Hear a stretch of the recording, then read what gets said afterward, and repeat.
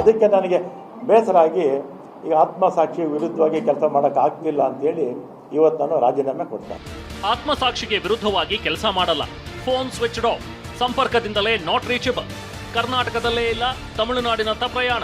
ರಾಜ್ಯದಲ್ಲಿ CM DK Shivakumar ನೇತೃತ್ವದ ಹೊಸ ಸರ್ಕಾರ ಬಂದು 3 ದಿನ ಕಳೆಯೋ ಮೊದಲೇ ಅಸಮಾಧಾನ ಸ್ಫೋಟಗೊಂಡಿದೆ. ಸಚಿವ ಸ್ಥಾನಕ್ಕೆ ರಾಮಲಿಂಗಾರೆಡ್ಡಿ ರಾಜೀನಾಮೆ ಕೊಟ್ಟು ಸಂಪುಟದಿಂದಲೇ ಹೊರ ನಡೆದು ಬಿಟ್ಟಿದ್ದಾರೆ. ಈ ಬಗ್ಗೆ ಸ್ವತಃ ತಾವೇ ಮಾಧ್ಯಮಗೋಷ್ಠಿ ನಡೆಸಿ ಘೋಷಿಸಿದ ರಾಮಲಿಂಗಾರೆಡ್ಡಿ, ನನಗೆ ಬೆಂಗಳೂರು ಅಭಿವೃದ್ಧಿ ಖಾತೆ ಕೊಡ್ತೀನಿ ಅಂದಿದ್ರು. ಈಗ ಜಲಸಂಪನ್ಮೂಲ ಖಾತೆ ನೀಡಿದ್ದಾರೆ. ಹೀಗಾಗಿ ಆತ್ಮಸಾಕ್ಷಿಗೆ ವಿರುದ್ಧವಾಗಿ ಕೆಲಸ ಮಾಡಲ್ಲ ಅಂತ ನೇರವಾಗಿ ಹೇಳಿದ್ದಾರೆ. ಶಿವಕುಮಾರ್ ಅವರು ಮತ್ತು ಅವರ ಸಹೋದರ ಡಿ ಕೆ ಸುರೇಶ್ ಇವರೆಲ್ಲ ನಮ್ಮನೆಗೆ ಬಂದು 2.5 ವರ್ಷ ಆದಮೇಲೆ ನಾನೇ ಚೀಫ್ ಮಿನಿಸ್ಟರ್ ಆಗ್ತೀನಿ, ಆಗ ನಿನಗೆ ಈ ಪೋರ್ಟ್ಫೋಲಿಯೋ ಬಿಟ್ಕೊಡ್ತೀನಪ್ಪ ಅಂತ ನಾನು ಸಾಯಂಕಾಲ 4 ಗಂಟೆವರೆಗೂ ಇದ್ರು ನಮ್ಮ ಮನೇಲಿ. ಅವರೇ ಕರೆದು ಕೊಡ್ತೀವಿ ಅಂತೇಳಿ ಆಮೇಲೆ ಬೇರೆಯವ್ರಿಗೆ ಆಯಿತು.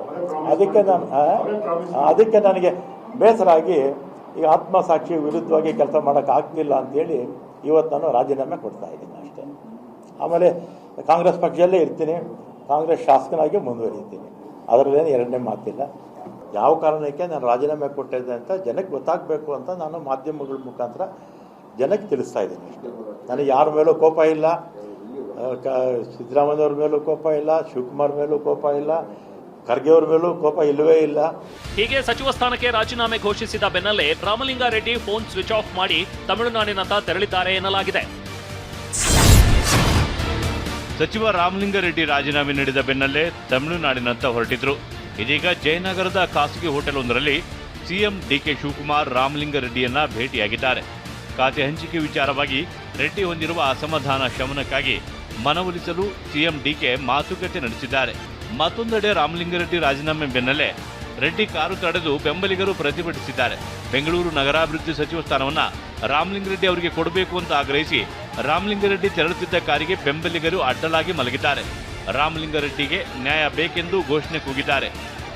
ಇನ್ನು ಖಾಸಗಿ ಹೋಟೆಲ್ನಲ್ಲಿ ಭೇಟಿಗೂ ಮುನ್ನ ಪ್ರತಿಕ್ರಿಯಿಸಿದ ಸಿಎಂ ಡಿಕೆ ಶಿವಕುಮಾರ್, ಅವರು ನಮ್ಮ ಸೀನಿಯರ್ ಲೀಡರ್, ಹಳ್ಳಿಯಲ್ಲಿ ಹೋಗಿ ಕೆಲಸ ಮಾಡೋಕೆ ಆಗಲ್ಲ, ಬೇರೆ ಖಾತೆ ಕೊಡಿ ಅಂತಿದ್ದಾರೆ. ಅವರ ಜೊತೆ ಚರ್ಚೆ ಮಾಡಿ ಎಲ್ಲಾ ಸಮಸ್ಯೆ ಬಗೆಹರಿಸುತ್ತೇನೆ, ನಥಿಂಗ್ ಟು ವರಿ ಅಂದ್ರು. ರಾಮಲಿಂಗಾರೆಡ್ಡಿ ಅವರು is my colleague, is A senior leader. ಅವರು ಪಾಪ ಹಳ್ಳಿಲೆಲ್ಲ ಹೋಗಿ ನಾನು ಕೆಲಸ ಮಾಡೋಕ್ಕಾಗಲ್ಲ, ಬೇರೆ ಯಾವ್ದಾದ್ರು ಒಂದು ಕೊಡಿ ಅನ್ನೋದು ಒಂದು ಅವ್ರ ಅಭಿಲಾಷೆ ಇದೆ. ಅವ್ರ ಜೊತೆ ಚರ್ಚೆ ಮಾಡಿ ಸಾರ್ಟ್ ಔಟ್ ಮಾಡ್ತೀನಿ, nothing to worry. Is a great friend, we are very closest friend among the cabinet. CM DK ಶಿವಕುಮಾರ್ಗೆ ಒಂದು ಕಡೆ ರಾಮಲಿಂಗಾರೆಡ್ಡಿ ಅಸಮಾಧಾನ ಬಿಸಿ ಮುಟ್ಟಿದ್ರೆ, ಮತ್ತೊಂದು ಕಡೆ ಮುನಿಯಪ್ಪ ಮುನಿಸು ಕೂಡ ಕಾಡಿತ್ತು. ನನಗೆ ಆಹಾರ ಖಾತೆ ಬೇಡ, ಸಮಾಜ ಕಲ್ಯಾಣ ಅಥವಾ ಕೃಷಿ ಖಾತೆ ಬೇಕು ಅಂತ ಮುನಿಯಪ್ಪ ತೀವ್ರ ಅಸಮಾಧಾನ ಹೊರಹಾಕಿದ್ರು. ಇದೇ ವಿಚಾರವಾಗಿ ದೇವನಹಳ್ಳಿಯಲ್ಲಿ ಲೋಕಸಭೆ ವಿಪಕ್ಷ ನಾಯಕ ರಾಹುಲ್ ಗಾಂಧಿ ಮತ್ತು ಹೈಕಮಾಂಡ್ ನಾಯಕರನ್ನ ಭೇಟಿಯಾಗಿ ಮುನಿಯಪ್ಪ ಚರ್ಚಿಸಿದ್ದಾರೆ. ರಾಹುಲ್ ಗಾಂಧಿ ಭೇಟಿಯಾಗಿ ಚರ್ಚೆ ಬಳಿಕ ಕೆಎಚ್ ಮುನಿಯಪ್ಪ ಅಸಮಾಧಾನ ಫುಲ್ ಥಂಡ ಆಗಿದೆ. ಗೊಂದಲ ಸರಿಪಡಿಸುವುದಾಗಿ ರಾಹುಲ್ ಗಾಂಧಿ ಹೇಳಿದ್ದಾರೆ. ಐ ಆಮ್ ಹ್ಯಾಪಿ ಅಂತ ಸಚಿವ ಪ್ರತಿಕ್ರಿಯಿಸಿದ್ರು. Sir, we are unhappy about the portfolio, sir. What is the discussion? I am happy, no problem. Sir, now you are smiling. Surjewala ji promised. You heard your grievances. We met Rahul ji, Surjewala ji, Venugopal ji. They will start. Yeah, but position is different, sir. So, no problem. Rahul ji has told, I will sort it out. ನೂತನ CM DKShi ಜೊತೆಗೆ ಸಂಪುಟದ ಮೊದಲ ಪಟ್ಟಿಯಲ್ಲಿ 13 ಶಾಸಕರು ಸಚಿವರಾಗಿ ಪ್ರಮಾಣ ವಚನ ಸ್ವೀಕರಿಸಿದ್ದಾರೆ. ಆದರೆ ಮೊದಲ ಪಟ್ಟಿಯಲ್ಲಿ ಸಚಿವ ಸ್ಥಾನ ಸಿಗದಿದ್ದಕ್ಕೆ ಹಿರಿಯ ನಾಯಕರು ಭಾರಿ ಅಸಮಾಧಾನಗೊಂಡಿದ್ದಾರೆ ಎನ್ನಲಾಗಿದೆ. ಮೊದಲ ಪಟ್ಟಿಯಲ್ಲಿ ಸಚಿವ ಸ್ಥಾನ ಸಿಗದಿದ್ದಕ್ಕೆ ಬಂಡಾಯದ ಬಿರುಗಾಳಿ ಬೀಸಿದೆ. ದಿನೇಶ್ ಗುಂಡೂರಾವ್, ಸಂತೋಷ್ ಲಾಡ್, ಎಚ್ಕೆ ಪಾಟೀಲ್, ಜಮೀರ್ ಅಹ್ಮದ್, ಮಧು ಬಂಗಾರಪ್ಪ ತೀವ್ರ ಬೇಸರ ಹೊರಹಾಕಿದ್ದಾರೆ. ಸಿದ್ದರಾಮಯ್ಯ ಸರ್ಕಾರದಲ್ಲಿ ನೀಡಿದ ಇಲಾಖೆಯನ್ನ ಸಮರ್ಥವಾಗಿ ನಿಭಾಯಿಸಿದ್ರೂ ಸ್ಥಾನ ಸಿಕ್ಕಿಲ್ಲ ಅಂತ ಹಿರಿಯರು ಕೆಂಡಾಮಂಡಲರಾಗಿದ್ದಾರೆ ಎನ್ನಲಾಗಿದೆ. 3 ವರ್ಷದಲ್ಲಿ ನಾವೇ ಸರ್ಕಾರದ ಪಾಲಿಸಿ ನಿರ್ಧಾರ ಮಾಡಿದ್ದೇವೆ. ಹೈಕಮಾಂಡ್ ಆಶೋತ್ತರಗಳಿಗೆ ಕನ್ನಡಿ ಹಿಡಿದಂತೆ ಕೆಲಸ ಮಾಡಿದ್ದೇವೆ. ಹೀಗಿದ್ದೂ ಕೂಡ ನಮಗೆ ಸ್ಥಾನಮಾನ ನೀಡಿಲ್ಲ ಅಂತ ಬೇಸರಗೊಂಡಿದ್ದಾರೆ. ಇತ್ತ ಸಚಿವಾಕಾಂಕ್ಷಿಗಳಾದ ಹಂಪನಗೌಡ ಬಾದರ್ಲಿ, ಅಲ್ಲಮಪ್ರಭು ಪಾಟೀಲ್, ಎಂಎಲ್ಸಿ ವಸಂತಕುಮಾರ್ ಸೇರಿ 20ಕ್ಕೂ ಹೆಚ್ಚು ಶಾಸಕರು ಎಐಸಿಸಿ ಅಧ್ಯಕ್ಷ ಖರ್ಗೆ ನಿವಾಸಕ್ಕೆ ಭೇಟಿ ನೀಡಿ ಸಚಿವ ಸ್ಥಾನಕ್ಕೆ ಲಾಬಿ ಮಾಡಿದ್ರು. ಜೊತೆಗೆ ನಾನು ಕೂಡ ಮಹಿಳಾ ಕೋಟಾದ ಸಚಿವ ಸ್ಥಾನದ ಆಕಾಂಕ್ಷಿ ಅಂತ ಉಮಾಶ್ರೀ ಹೇಳಿದ್ರು.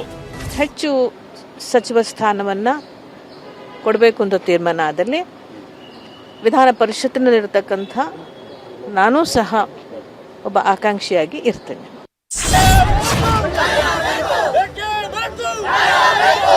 ಬೇಕೇ ಬೇಕು, ನ್ಯಾಯ ಬೇಕು.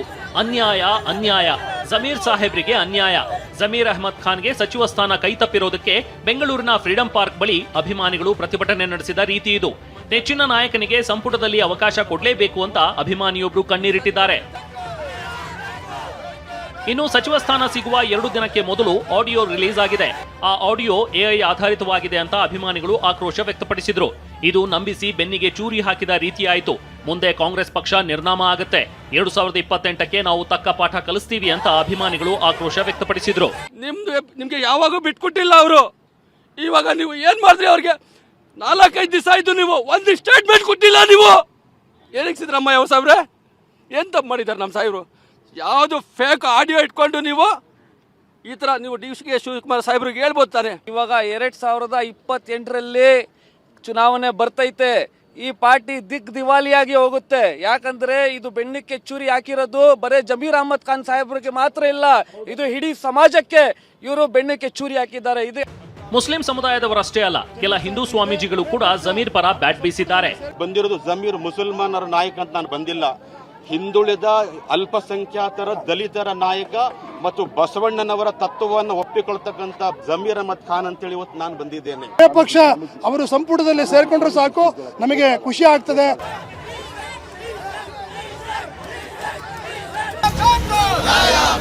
ಶಾಸಕ ಜಮೀರ್ ಅಹಮದ್ ಖಾನ್ಗೆ ಸಚಿವ ಸ್ಥಾನ ನೀಡುವಂತೆ ಬೆಂಗಳೂರು ಸೇರಿದಂತೆ ಚಿಕ್ಕಬಳ್ಳಾಪುರ, ಚಿಕ್ಕಮಗಳೂರು, ಹುಬ್ಬಳ್ಳಿ, ಬಳ್ಳಾರಿ ಸೇರಿದಂತೆ ಹಲವೆಡೆ ಪ್ರತಿಭಟನೆ ನಡೆದಿದೆ. ಚಿಕ್ಕಮಗಳೂರು ನಗರದ ಜಾಮಿಯಾ ಮಸೀದಿ ಬಳಿ ಪ್ರತಿಭಟನೆ ನಡೆಸಿ ಜಮೀರ್ ವಿರುದ್ಧ ಬಿಟ್ಟಿರೋದು ಎಐ ಆಡಿಯೋ. ಇದನ್ನ ವೈರಲ್ ಮಾಡಿ ಜಮೀರ್ಗೆ ಉಪಮುಖ್ಯಮಂತ್ರಿ ಸ್ಥಾನ ಹಾಗೂ ಸಚಿವ ಸ್ಥಾನ ತಪ್ಪಿಸಲಾಗಿದೆ ಅಂತ ಪ್ರತಿಭಟನೆ ನಡೆಸಿದ್ರು. ಇತ್ತ ಹುಬ್ಬಳ್ಳಿ ನಗರದ ಇಂಡಿ ಪಂಪ್ ವೃತ್ತದಲ್ಲಿ ಜಮೀರ್ ಸೇರಿದಂತೆ ಮುಸ್ಲಿಂ ಸಮುದಾಯದ 4 ಸಚಿವ ಸ್ಥಾನ ನೀಡಬೇಕು ಅಂತ ಪ್ರತಿಭಟನೆಯನ್ನ ನಡೆಸಲಾಯಿತು. ಈಗ ಮೊದಲನೆಯಲ್ಲಿ ಒಬ್ಬವರಿಗೆ ಕೊಟ್ಟಿದ್ದಾರೆ, ಆದರೆ ಇನ್ನೂ ನಮ್ಮ ಬೇಡಿಕೆ ಹಿಂದಕ್ಕೆ ನಮ್ದು ಏನು ರೆಕಾರ್ಡ್ ಅದ 4 ಮಿನಿಸ್ಟರ್ ಅಲ್ಪಸಂಖ್ಯಾತರಿಗೆ ನೀಡಬೇಕನ್ನ ಕೆಲಸ ಸನ್ಮಾನ್ಯ ಮುಖ್ಯಮಂತ್ರಿಯವರಿಗೆ ಮತ್ತು ಹೈಕಮಾಂಡ್ಗೆ ನಾವು ಒತ್ತಾಯ ಮಾಡ್ತೀವಿ. ವಿಜಯನಗರ ಜಿಲ್ಲೆ ಹೊಸಪೇಟೆಯ ಡಾಕ್ಟರ್ ಪುನೀತ್ ರಾಜ್ಕುಮಾರ್ ವೃತ್ತದಲ್ಲಿ ಮುಸ್ಲಿಂ ಸಮುದಾಯದವರು ಪ್ರತಿಭಟನೆಯನ್ನ ನಡೆಸಿದ್ರು. ದಾವಣಗೆರೆಯ ಆಡಿಯೋ ಹಿಂದೆ ಷಡ್ಯಂತ್ರ ನಡೆದಿದೆ, ಹಾಗಾಗಿ ಸಚಿವ ಸ್ಥಾನ ಸಿಗಲಿಲ್ಲ ಅಂತ ಆಕ್ರೋಶ ವ್ಯಕ್ತಪಡಿಸಿದ್ರು. ಮಾಜಿ ಸಚಿವ ಜಮೀರ್ ಮಾತನಾಡಿದ್ದಾರೆ ಎನ್ನಲಾದ ಆಡಿಯೋ ಪ್ರಕರಣಕ್ಕೆ ಸಂಬಂಧಿಸಿದಂತೆ ದಾವಣಗೆರೆ ಸೈಬರ್ ಕ್ರೈಂ ಪೊಲೀಸರು ಎಫ್ಐಆರ್ ದಾಖಲಿಸಿದ್ದಾರೆ. ಆಡಿಯೋವನ್ನ ವಿಧಿವಿಜ್ಞಾನ ಪ್ರಯೋಗಾಲಯಕ್ಕೆ ಕಳುಹಿಸಲು ಸಿದ್ಧತೆಯನ್ನ ನಡೆಸಿದ್ದಾರೆ.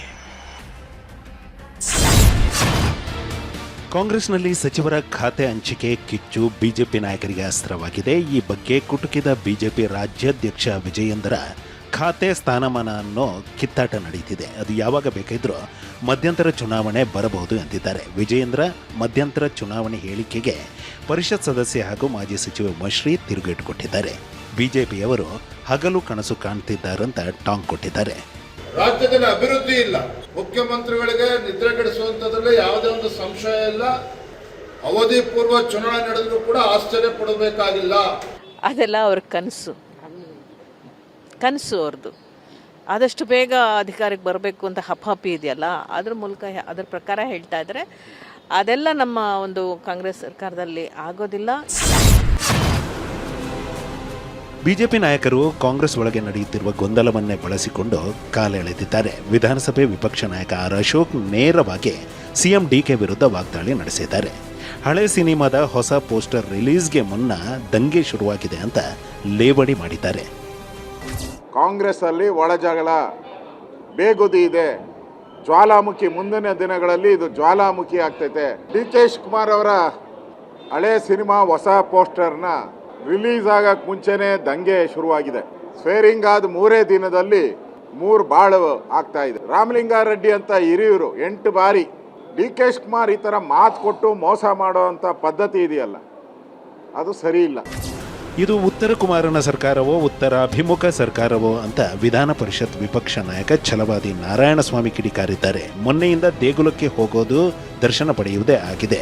ವಿಧಾನಸೌಧವನ್ನ ಜ್ಯೋತಿಷ್ಯ ವಾಸ್ತು ಹೇಳುವವರಿಗೆ ಬರೆದುಕೊಟ್ಟಿದ್ದೀರಾ ಅಂತ ವಾಗ್ದಾಳಿ ನಡೆಸಿದ್ರು. ಉತ್ತರ ಕುಮಾರನ ಸರ್ಕಾರವ ಇದು? ಉತ್ತರಾಭಿಮುಖವಾದ ಸರ್ಕಾರ, ಉತ್ತರ ಕುಮಾರನ ಸರ್ಕಾರವ ಇದು? ರಾಜ್ಯದ ಮುಖ್ಯಮಂತ್ರಿಯಾಗಿ ಪ್ರಮಾಣ ವಚನ ಸ್ವೀಕರಿಸಿದ ಬೆನ್ನಲ್ಲೇ ಡಿಕೆ ಶಿವಕುಮಾರ್ ಬೆಂಗಳೂರಿನ ಅಧಿದೇವತೆಯ ದರ್ಶನ ಪಡೆದಿದ್ದಾರೆ. ಬೆಂಗಳೂರು ಕಾಯೋ ಅಣ್ಣಮ್ಮನ ದೇವಸ್ಥಾನಕ್ಕೆ ಭೇಟಿ ನೀಡಿ ಪೂಜೆ ಸಲ್ಲಿಸಿದ್ದಾರೆ. ಮೆಜೆಸ್ಟಿಕ್ ಬಳಿ ಇರುವ 500 ವರ್ಷಗಳಷ್ಟು ಹಳೆಯದಾದ ಐತಿಹಾಸಿಕ ದೇಗುಲಕ್ಕೆ ಭೇಟಿ ನೀಡಿದ ಸಿಎಂ ಮೂಲದೇವಿ ಅಣ್ಣಮ್ಮ ಹಾಗೂ ಕ್ಷೇತ್ರ ಪಾಲಕಿ ಬಿಸಿಲು ಮಾರಮ್ಮನಿಗೆ ಉಪ್ಪು ಮೊಸರಿನ ಅಭಿಷೇಕ ನಡೆಸಿ ಹರಕೆ ಸಂದಾಯ ಮಾಡಿದ್ದಾರೆ. ಇವತ್ತು ಬಂದು ಆ ತಾಯಿಗೆ ದರ್ಶನ ಮಾಡಿ ಆಶೀರ್ವಾದ ಪಡೆದು ಒಳ್ಳೆ ಸುಖ, ನೆಮ್ಮದಿ, ಶಾಂತಿ ಮತ್ತು ಒಳ್ಳೆ ಮಳೆ, ಸಮೃದ್ಧಿ ಬೆಂಗಳೂರು ನಗರ ಮತ್ತು ಇಡೀ ರಾಜ್ಯಕ್ಕೆ ಕೂಡ ಒಳ್ಳೆಯದಾಗಲಿ ಅಂತೇಳಿ ಆ ಅಣ್ಣಮ್ಮ ಈ ಗ್ರಾಮ ದೇವತೆಯಲ್ಲಿ ನಾನು ಪ್ರಾರ್ಥನೆಯನ್ನ ಮಾಡಿದ್ದೇನೆ. ಇನ್ನು ದೇವಸ್ಥಾನಕ್ಕೆ ಭೇಟಿ ನೀಡಿದ ನೂತನ ಮುಖ್ಯಮಂತ್ರಿಗೆ ಪೂರ್ಣ ಕುಂಭ ಸ್ವಾಗತ ಕೋರಲಾಯಿತು. ಸಿಎಂ ಡಿಕೆಗೆ ಮಾಜಿ ಸಚಿವ ದಿನೇಶ್ ಗುಂಡೂರಾವ್ ಸಾಥ್ ನೀಡಿದರು.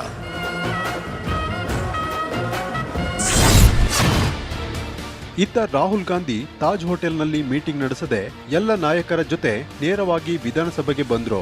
ವಿಧಾನಸಭೆ ಕಾರ್ಯದರ್ಶಿ ಎಂಕೆ ವಿಶಾಲಾಕ್ಷಿಗೆ ಮಲ್ಲಿಕಾರ್ಜುನ್ ಖರ್ಗೆ ನಾಮಪತ್ರ ಸಲ್ಲಿಸಿದ್ರು. ಈ ವೇಳೆ ರಾಹುಲ್ ಗಾಂಧಿ ಸೇರಿ ಇತರ ನಾಯಕರು ಸಾಥ್ ನೀಡಿದ್ರು. 18ನೇ ತಾರೀಕು ಕೂಡ ಎಲ್ಲ ಒಕ್ಕಟ್ಟಾಗಿ ಒಂದಾಗಿ ಕಾಂಗ್ರೆಸ್ ಅಭ್ಯರ್ಥಿಗೆ ಗೆಲ್ಲಿಸ್ತಾರೆ ಅಂತ ಹೇಳಿ ನನ್ನ ವಿಶ್ವಾಸನೆ. ಖಾತೆ ಹಂಚಿಕೆಯಾದ ಒಂದೇ ಗಂಟೆಯಲ್ಲಿ ಆರೋಗ್ಯ ಮತ್ತು ಕುಟುಂಬ ಕಲ್ಯಾಣ ಇಲಾಖೆ ಸಚಿವ ಯುಟಿ ಖಾದರ್ ಕೆಲಸ ಆರಂಭಿಸಿದ್ದಾರೆ. ಬೆಂಗಳೂರಿನ ಜಯನಗರ ಸಾರ್ವಜನಿಕ ಆಸ್ಪತ್ರೆಗೆ ದಿಢೀರ್ ಭೇಟಿ ಕೊಟ್ಟ ಖಾದರ್ ಆಸ್ಪತ್ರೆ ಸಿಬ್ಬಂದಿ ಬಗ್ಗೆ ಪರಿಶೀಲನೆ ನಡೆಸಿದ್ರು. ಸ್ವಚ್ಛತೆ, ರೋಗಿಗಳಿಗೆ ಚಿಕಿತ್ಸೆ ವಿಧಾನ, ತುರ್ತು ಸರ್ಕಾರಿ ಆಸ್ಪತ್ರೆಗಳ ಅವ್ಯವಸ್ಥೆ ಬಗ್ಗೆ ಖುದ್ದಾಗಿ ಪರಿಶೀಲಿಸಿದ್ರು. ಭೇಟಿ ವೇಳೆ ಗರ್ಭಿಣಿ ನೆಲದ ಮೇಲೆ ಕುಳಿತಿರುವುದನ್ನು ಕಂಡು ಸಚಿವ ಖಾದರ್ ಗರಂ ಆದ್ರು. ಗರ್ಭಿಣಿಯನ್ನು ಮೇಲೆ ಕೂರಿಸುವಂತೆ ತಿಳಿಸಿ ವೈದ್ಯರು ಹಾಗೂ ಸಿಬ್ಬಂದಿಯನ್ನ ತರಾಟೆಗೆ ತೆಗೆದುಕೊಂಡ್ರು. ಸೊ ಏನೆಲ್ಲ ಲೋಪದೋಷ ಇದೆ ಮತ್ತು ಯಾರೆಲ್ಲ ಕೆಲವರು ಬರಲಿಲ್ಲ ರಿಸಲ್ಟ್ ತಗೊಂಡಿದ್ದೇನೆ. ನಾಳೆ ಅವರು ಮೆಡಿಕಲ್ ಕರೆಸಿಕೊಂಡು ನಾನು ಅದಕ್ಕೆ ಮಾತಾಡ್ತೇವೆ. ನಾವು ಇದನ್ನು ಮುಂದಿನ ದಿನ ಹೇಗೆ ಇನ್ನಷ್ಟು ಸರಿಪಡಿಸಬಹುದು, ಇನ್ನಷ್ಟು ಜನರಿಗೆ ಪ್ರಯೋಜನ ಆಗುವಂತ ಹೇಗೆ ಹಮ್ಮಿಕೊಳ್ಬೋದು ಅಂತೇಳಿ ಅರ್ಥ ಮಾಡಿಕೊಂಡು ಬಂದಿದ್ದೇನೆ. ಕೆ ಅಣ್ಣಾಮಲೈ ಬಿಜೆಪಿಗೆ ರಾಜೀನಾಮೆ ನೀಡಿದ್ದು ಬಿಜೆಪಿ ರಾಷ್ಟ್ರೀಯ ಅಧ್ಯಕ್ಷ ನಿತಿನ್ ನಬೀನ್ ಅಣ್ಣಾಮಲೈ ರಾಜೀನಾಮೆಯನ್ನ ಅಂಗೀಕರಿಸಿದ್ದಾರೆ. ಮಂಗಳವಾರ ದೆಹಲಿಗೆ ತೆರಳಿದ್ದ ಅಣ್ಣಾಮಲೈ ಕೇಂದ್ರ ಗೃಹ ಸಚಿವ ಅಮಿತ್ ಶಾ, ಬಿಜೆಪಿ ನಾಯಕ ಬಿಎಲ್ ಸಂತೋಷ್ ಮತ್ತು ಬಿಜೆಪಿ ರಾಷ್ಟ್ರೀಯ ಅಧ್ಯಕ್ಷ ನಿತಿನ್ ನಬೀನ್ನ ಭೇಟಿಯಾಗಿ ರಾಜೀನಾಮೆ ಸಲ್ಲಿಸಿದರು. ಇದೀಗ ಅಣ್ಣಾಮಲೈ ರಾಜೀನಾಮೆ ಅಂಗೀಕರಿಸಿದ ಬಳಿಕ ಪ್ರತಿಕ್ರಿಯಿಸಿದ ನಿತಿನ್ ನಬೀನ್, ಅಣ್ಣಾಮಲೈ ರಾಜೀನಾಮೆಯಿಂದ ಬಿಜೆಪಿಗೆ ಯಾವುದೇ ನಷ್ಟ ಇಲ್ಲ, ಬಿಜೆಪಿ ಜಗತ್ತಿನಲ್ಲಿ ದೊಡ್ಡ ಪಕ್ಷ ಎಂದಿದ್ದಾರೆ. ಇದರ ಬೆನ್ನಲ್ಲೇ ತಮಿಳುನಾಡಿನಲ್ಲಿ ಹೊಸ ರಾಜಕೀಯ ಆಂದೋಲನ ಆರಂಭಿಸುವುದಾಗಿ ಅಣ್ಣಾಮಲೈ ಘೋಷಿಸಿದ್ದಾರೆ. ತಮಿಳುನಾಡಿನಲ್ಲಿ ಹೊಸ ರಾಜಕೀಯ ಯುಗ ಆರಂಭವಾಗಬೇಕು, ಸಾಮಾನ್ಯ ವ್ಯಕ್ತಿ ರಾಜ್ಯವನ್ನು ನಡೆಸುವಂತಾಗಬೇಕು. ಇದಕ್ಕಾಗಿ ಹೊಸ ರಾಜಕೀಯ ಆಂದೋಲನ ಆರಂಭಿಸಿ ಮುಂದಿನ ವಿಧಾನಸಭಾ ಚುನಾವಣೆಯಲ್ಲಿ ಸ್ಪರ್ಧಿಸುತ್ತೇವೆ ಅಂತ ಅಣ್ಣಾಮಲೈ ಘೋಷಿಸಿದ್ದಾರೆ. ಆಯಿಲ್ ಇಂಡಿಯಾ ಲಿಮಿಟೆಡ್ಗೆ ಅಂಡಮಾನ್ ಸಮುದ್ರದಾಳದಲ್ಲಿ ನೈಸರ್ಗಿಕ ಅನಿಲ ನಿಕ್ಷೇಪ ಪತ್ತೆಯಾಗಿದೆ. ಈ ಕುರಿತು ಕೇಂದ್ರ ಪೆಟ್ರೋಲಿಯಂ ಮತ್ತು ನೈಸರ್ಗಿಕ ಅನಿಲ ಸಚಿವ ಹರ್ದೀಪ್ ಸಿಂಗ್ ಪುರಿ ಟ್ವೀಟ್ ಮಾಡಿ ಮಾಹಿತಿ ನೀಡಿದ್ದಾರೆ.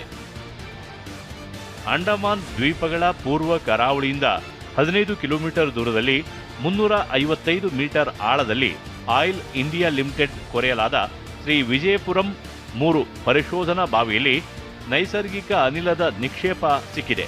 ಈ ಮಾಹಿತಿ ತಿಳಿಸಲು ತುಂಬಾ ಸಂತೋಷವಾಗಿದೆ. ಈ ಸಂಬಂಧ ಮತ್ತಷ್ಟು ಅಧ್ಯಯನಗಳನ್ನು ಕೈಗೊಳ್ಳಲು ಆಯಿಲ್ ಇಂಡಿಯಾ ಮುಂದಾಗಿದೆ.